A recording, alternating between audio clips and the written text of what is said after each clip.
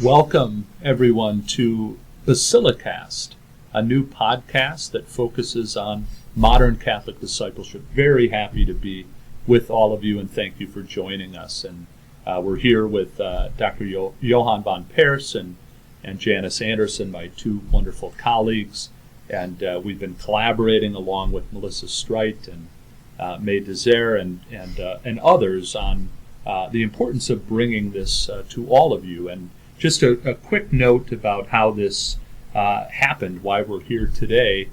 We did a number of listening sessions in the last year, and a theme that came up over and over is the need to really use all means and methods available to us to talk about the faith, to impart the faith, to convey what we believe and how we're called to live and act. And so this really happened organically. And I'll turn it over to my colleagues, too, to talk a little bit about the parish as well, and for some of you who might be new to the Basilica of St. Mary. And I would say we dabbled in this a little bit during COVID. When people could no longer come to the Basilica, we tried to go to the people in their homes, and we did a number of projects, one of which was Art That Surrounds Us, where we were able to give commentary on the different works of art that people would have seen in the church and missed, but also some of the behind-the-scenes art. And I think that was a nice little outreach. And we thank our wonderful benefactors, the parish couple, and Johan, you can talk a little bit about, if you would, their gift, but it's allowed us to be here, and to really, their desire was to partner for the proclamation of the good news in so many ways. And we'll talk about some of the topic areas we hope to cover in this new podcast. But if you want to just say a word about our Sure. So couple. Dr. George and Karen Landis have a great zeal for evangelization, but particularly how throughout history and even today, the arts are a great mechanism for evangelization. And so they thought if we take art that surrounds it, but make it professional, that we would be able to do a great job at reaching people far beyond the walls of the Basilica with the art that we have here as one of the topics. And maybe Janice and Johan, if you could tell us a little bit about the ministry areas that you are in, and what kind of has been the takeaway or takeaways from your time at Basilica. Yeah, thank you. One of the focuses that we hope to do with this incredible gift of evangelization is looking at what does it mean to be a modern Catholic disciple and discipleship. And there are so many ways that the Basilica intentionally looks at what's going on in the world and in the community around us, and also looks at that through the lens of our faith, through the lens of our teaching of our faith.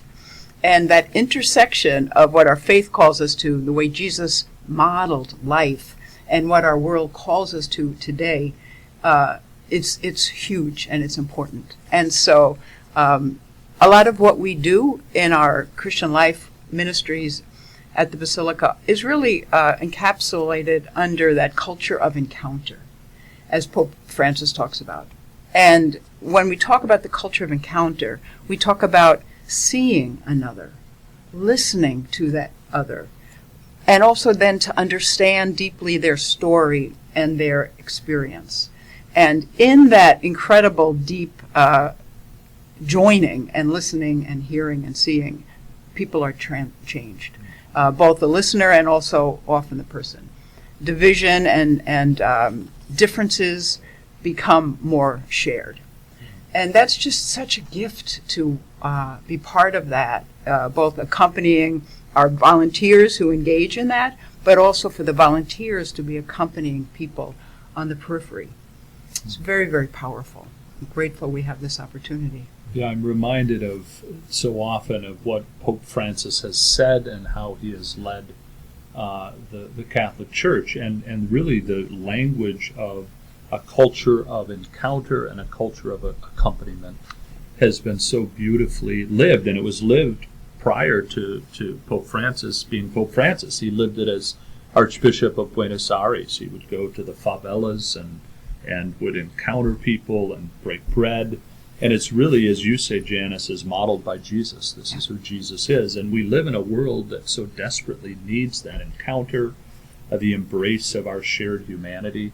It's something that relatively new here at Basilica for me. I'm only a year and a half as pastor, that I've seen so beautifully lived. Not only the liturgy and music that Johan has led for years, which is transformative, but then encountering our brothers and sisters, not only as parishioners, but those who come who might be struggling on the margins of society. And it's that accompaniment that we want to focus on that as part of our of what we take up in this podcast. One other thing I'd like to add is we have a very active St. Vincent de Paul ministry. So the ways we serve our neighbors and accompany our neighbors in need. And we do that a lot, at least 4 days a week, downstairs in our lower level, where we have this art gallery and this beautiful art that you're referring to. And all the time I'm just humbled by the reaction of the people who come. They're coming for rent assistance. They're coming because they don't have gas to get to work. They're coming for, they need IDs in order to be able to get an apartment. And they're drawn into that art, and they are moved by it. So that transcendence of that art and the ability for us to evangelize through it, it goes across the board. Yeah.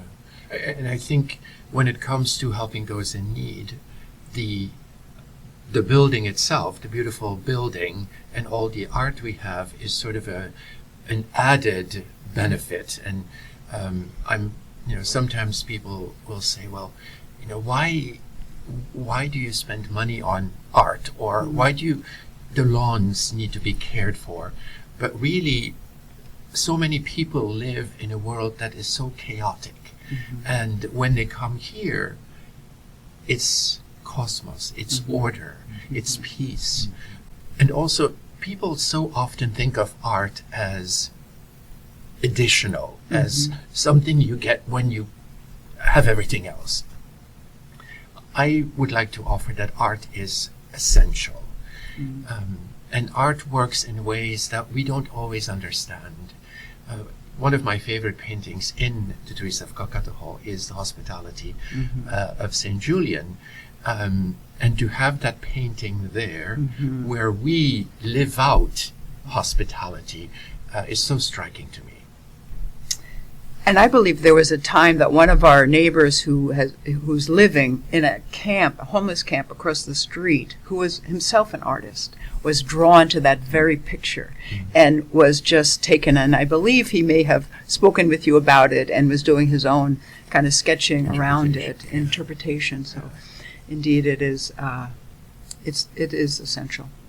One of the things that we've talked about in other settings is the Catholic Church, for all of her challenges historically, which we know is part of our story, has also been a great patron of the arts, the church, the communion of the church. And so what I love is that we feature both art that might be part of the Catholic communion, but then artists who may not be Catholic, but they have something really wonderful to contribute. And we have exhibits. And one of the things that we do, and what certainly will be a feature, a central feature of our BasiliCAST, and is I know very much central to our identity as a parish, is to really focus on the arts as transformative. Johan, you've talked about the fact that beauty saves, quoting John Paul II and others who believe that beauty is essential, but it's also transformative. In a way that I think is important, and it's very much part of our Catholic tradition. Something that I've said on occasion is, I don't know of a greater patron of the arts in the Western tradition than the Catholic Church. And similarly, I don't know of a greater servant of the poor and the marginalized. Now, again, for whatever challenges and ways that we need to grow as the body of Christ and be transformed to be more like Christ, those are two really important dimensions of the church's culture, and I think will be emphasized in our our time. I want to just talk about some of the other areas that we hope to cover. Catholic spirituality, and then would open it to Janice and Johan to add on any of these points. So Catholic spirituality, we have this again really rich tradition of spiritual thinkers and writers, people who have thought deeply and lived deeply into the mystery of Christ. And how can we practically give nuggets and beauty and light from that Catholic spiritual tradition? Restorative justice is a passion of mine. It's been part of the work that I've been doing in the diocese and beyond, and at St. Thomas, and now here. And Janice and her wonderful team has really paired that with the life and culture. And I would say that the Basilica has been living those values for years. So it's an easy fit. We talk about Catholic social teaching too, which will be something that will be taken up. Others have talked about catechesis, wanting like short snippets, and I think it's part of what Johan has done, as he mentioned during the pandemic, that we can have this as a teaching tool as we talk about why we do and believe what we do as Catholics. And then we've talked about, as Janice alluded to, entering into contemporary issues through the Catholic lens. So as challenging and sad as the war is in the Middle East and the Holy Land, what does our Catholic tradition, for example, teach us about how we might look at the hostilities and the war and other topics? And we want to be unafraid to go into challenging issues in a way that we hope is rooted in our tradition and also prophetic, and needing to talk about challenging issues. So other thoughts on those areas? Well, I think it's crucial for us to engage with ourselves and with one another about how do we approach the events of our day. Our faith is not just intellectual, right? It is a lived faith that, quite frankly, we can transform society in light of the gospel of love through our faith. This is our job. And I feel such a deep sense of the presence of the Holy Spirit calling us today, this day when our world is so chaotic and divided. We have an opportunity and a challenge to live that boldly, humbly, but audaciously. And that is what we have an opportunity to share with others, to join with us on that. So it's exciting. It seems to me that one of the topics we also should talk about is ecumenical outreach and interfaith dialogue, because we've been involved as a parish with the other downtown houses of worship in year-long dialogue, and how important it is today to be an example to the world that though we have different faiths, we can coexist and respect one another and learn from one another and decide that we can work on a better world together. I think the other thing we would want to talk about is, I tell my students often that liturgy is many things, worship of God, etc., but it is also a perfect antidote and a corrective to society. Because it's when we bring everything that happens in society into prayer, it is there that we discover how to answer all those difficult situations that surround us. I also would like us to talk about how our faith, our prayer, our churches, our art, all collaborate to create these portals into the divine. When we get together to worship, what we in essence do is to call God down to be with us. It is true that, the divine is in, with, through, around us. And when we do that, when we follow that in our liturgy and our prayerful, that becomes real. And that's transformative.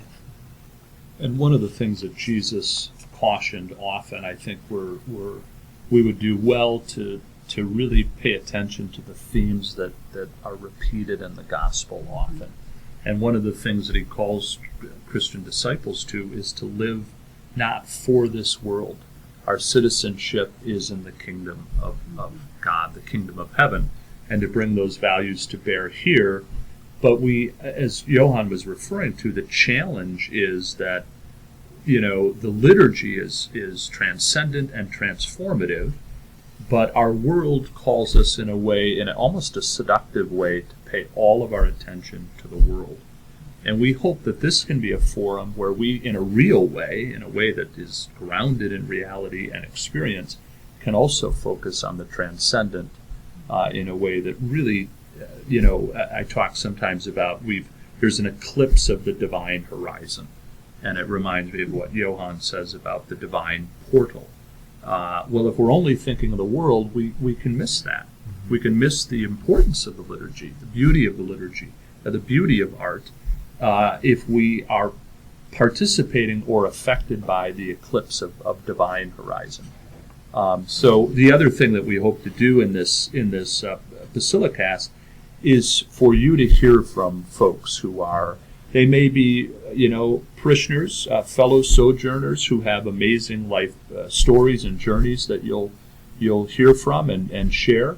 It may be folks that the three of us have encountered in our respective ministries who are of national and in some cases international repute, and we would like to bring voices in here. The other thing too is we have, thanks to the generosity of our friends, we have a portable system as well. So when we find ourselves traveling in different places, we want to go out and engage with different people, those inside our Catholic communion, but also the wisdom of folks outside the church as well.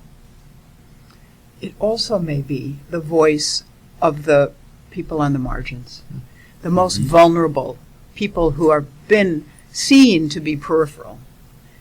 It may also be there, just as equally and as importantly. So that is a gift that in our partnerships and in our ministries, we hear that all the time. We see that and feel that. Yeah, I think of learning from the lived experience of our brothers and sisters who have been homeless, or they've been in prison, or they are in prison, those who are hungry, those who are disenfranchised. We really, really learn from their experience in reality, and it's in the restorative justice, area. We talk about allowing people to tell their stories, inviting people to tell their stories, learning in a way where restorative justice can become transformative justice. How, when we listen to our sisters and brothers, can our hearts be moved to actually build a more just and humane world? I think that's part of what we hope to do in this time together.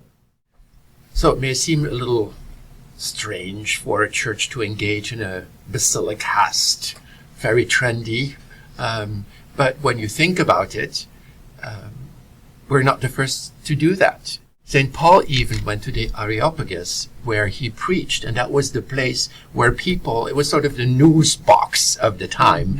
It was the podcast of the time. The internet of the time. The internet of the time. And so, as if you study history, we have actually made use of communications all along to today. And so I think it's a great opportunity now to make use of contemporary Areopaguses to spread the good news.